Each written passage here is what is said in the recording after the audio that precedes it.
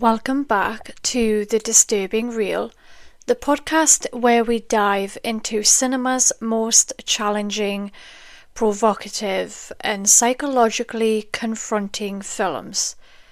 Today, we're venturing into one of the most infamously uncomfortable entries in American independent film, which is Todd Solondz' Happiness from 1998.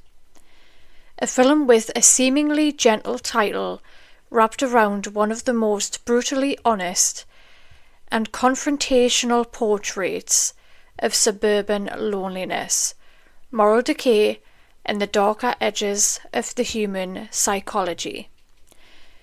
Now, Happiness isn't just a movie, it's an emotional test, a cinematic day, and a mirror held up to the parts of humanity we avoid acknowledging. Let's break down its plot, themes, characters, psychology, and the reasons it became a cornerstone in extreme cinema. I'm your host, Sensory Stowers, and welcome to a new episode on a rainy evening. I don't know if you can hear this.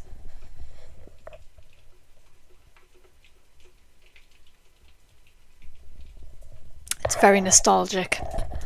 I love it.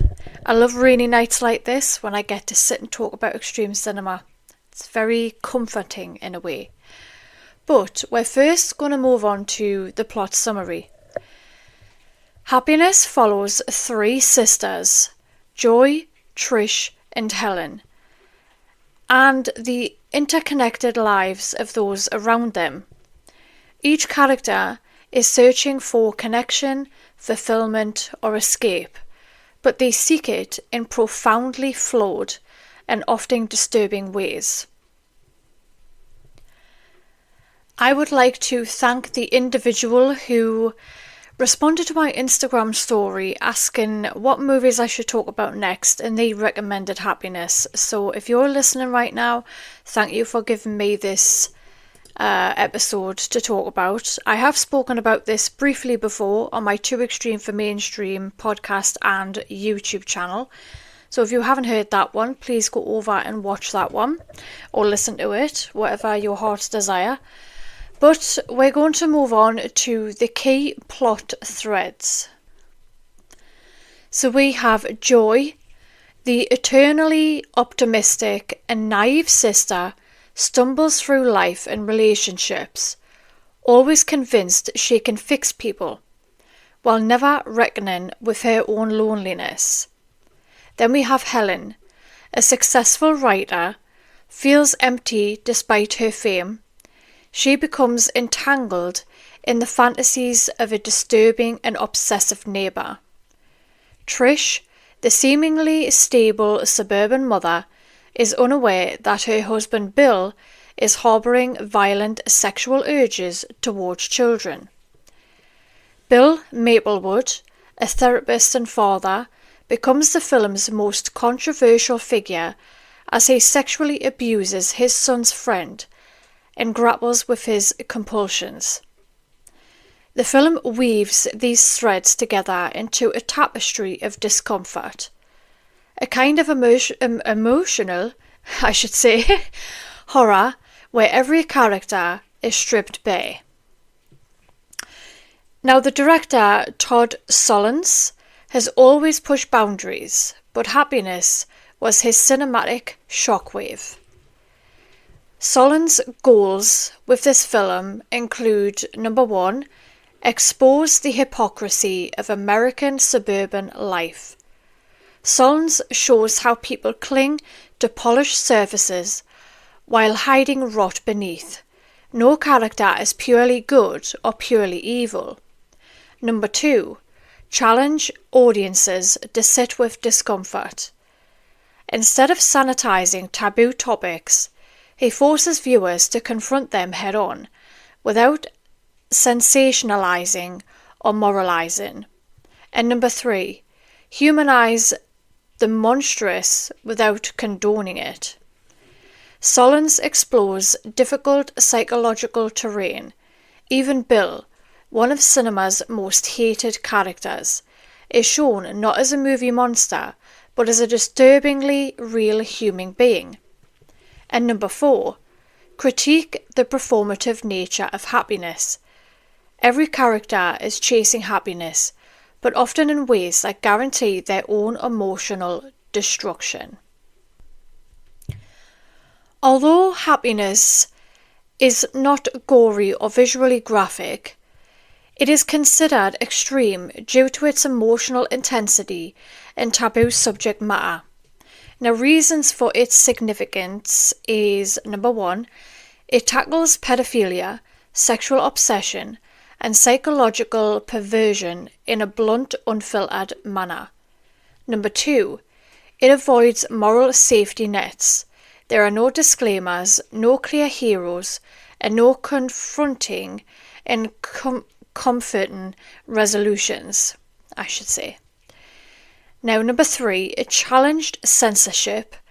Many theatres refused to screen it, and the film's original distributor dropped it entirely. And number 4, it opened the door for later extreme psychological films like Dogville, Requiem for a Dream, and Antichrist.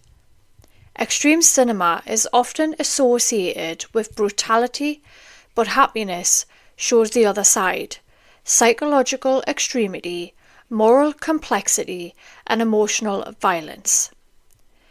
Despite or because of its controversy, Happiness has become a cult classic. Fans appreciate, number 1, its fearless honesty.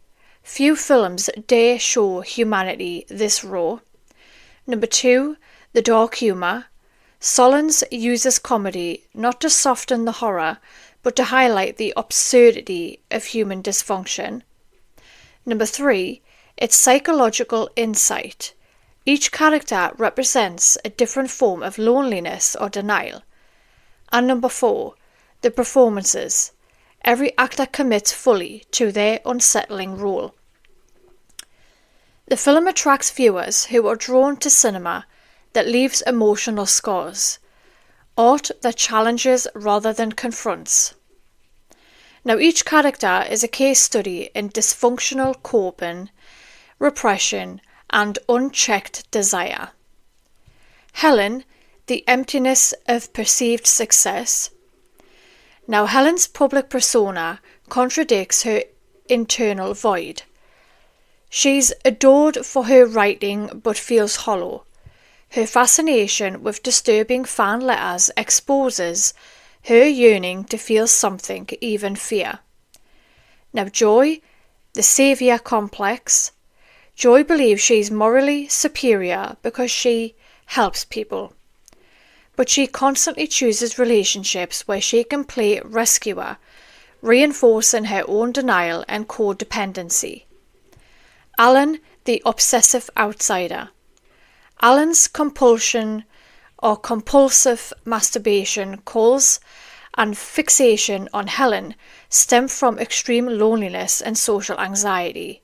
His fantasies are violent, but his real life is painfully important.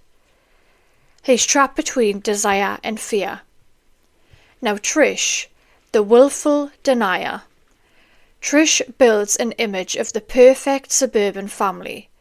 Her need for appearances blinds her to the danger within her own home. Now, Billy, the son caught in confusion. Billy's emotional turmoil is heartbreaking. His questions about puberty, desire, and morality collide with the horrific actions of his father. He becomes a symbol of innocence corrupted. Bill Maplewood is a classic middle class psychiatrist, father, and sexual predator. The film doesn't sensationalize him, it makes him disturbingly mundane. Now, why this depiction is so confrontational?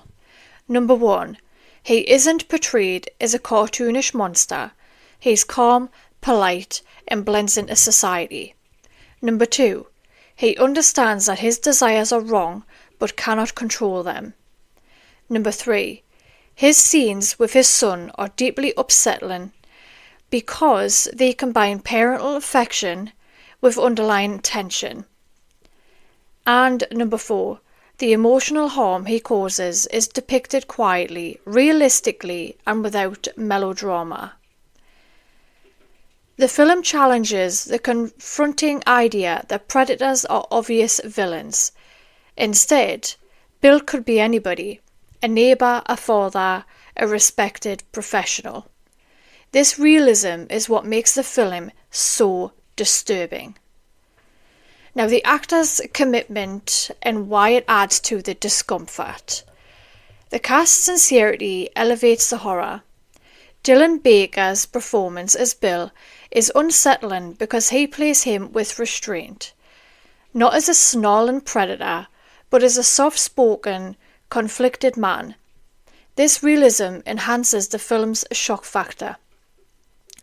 Philip Seymour Hoffman delivers one of his most uncomfortable roles, grounding Alan's sexual frustration in painful vulnerability. Laura Flynn Boyle, Jane Addams, and Cynthia Stevenson portray the sisters with unfiltered honesty, exposing the fragility beneath their facades. The film's confrontational nature stems from the actors refusing to soften or dramatize the material. They play it straight, and that's what makes it terrifying.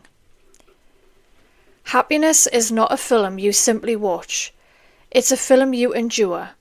It forces you to witness truths about human weakness and emotional desperation that most cinema avoids. It's about flawed people doing damaging things, not to shock, but to expose the contradictions of happiness itself. If you're exploring the deeper layers of extreme cinema, Happiness is essential viewing, not because it's pleasant, but because it's honest. Thank you for joining me on this deep dive into Todd Solondz' Happiness. If you enjoy exploring the darker, more disturbing corners of cinema, make sure to subscribe to The Disturbing Reel. Next episode, we're tackling another film that tests the limits of emotional endurance. Until next time, stay disturbed, stay chaotic, and stay curious. Bye, sickos.